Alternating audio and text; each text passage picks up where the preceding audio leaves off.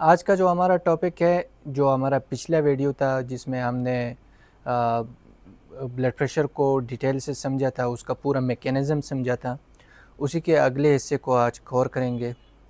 ٹھیک ہے. آج ہم جاننے والے ہیں کہ بلڈ پریشر میں کون کون سی دوائیاں یوز ہوتی ہیں. تو سب سے پہلے اس میں یوز ہوتا ہے ڈائریٹک ڈرگس. ٹھیک ہے. وہ دوائیاں جو جسم سے پانی نکالنے والا دوائیاں ہیں. ٹھیک ہے. اس میں کیا ہے؟ اس میں ہائیڈروکلوروتھیازائڈ ہے. ٹھیک ہے. کلورتھالیڈون ہے اور پیورسمائڈ ہے. ٹھیک ہے. یہ دوائیاں کیا کرتی ہیں؟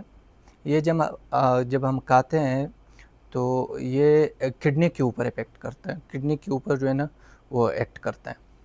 ٹھیک ہے. کڈنی کو جا کے بولتا ہے کہ بھئی آپ ایسا کرو، جو جسم کے اندر ایکسٹرا پانی ہے یا ایکسٹرا سالٹس ہیں جو ہے نا، اس کی وجہ سے بلڈ پریشر بڑھ رہا ہے، آپ ایسا کریں اس کو باہر نکالیں. دوسرے نمبر پر ہمارے پاس ایسی انہیبیٹرس ہیں. ٹھیک ہے. جو اینجیوٹینسن یہ کنورٹنگ انزائم انہیبیٹرس ہیں. ٹھیک ہے. یہ کیا کرتا ہے؟ یہ ہمارے لنگز میں اس کا کام ہے.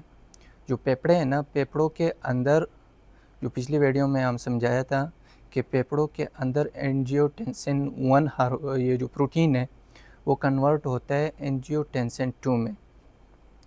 تو یہ کیا کرتا ہے کہ اس کے دوائیاں جو ہے نا، جیسے انالفرانل ہو گیا یا لیزنوفریل ہو گیا یا ریمیپریل ہو گیا، یہ جو لاسٹ میں پریل ہے نا، یہ اس کا کام لنگز میں ہوتا ہے.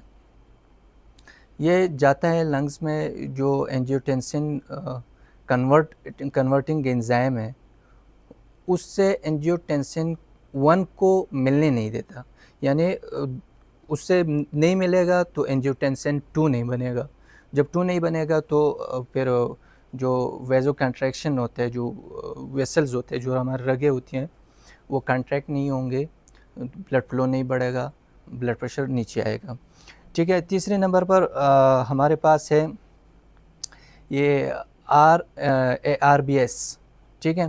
جیسے اینجیوٹینسن جو ریسپٹر وہ ہے بلاکر ہے، اینجیوٹینسن ریسپٹر بلاکر. ٹھیک ہے. اس میں دوائیاں جو ہوتی ہے جیسے والسٹان ہو گیا یا لوسرٹان ہو گیا، یا اس کے علاوہ ٹیلمیسٹان ہو گیا، جو سرٹان لاسٹ میں آتا ہے، یہ والی دوائیاں یہ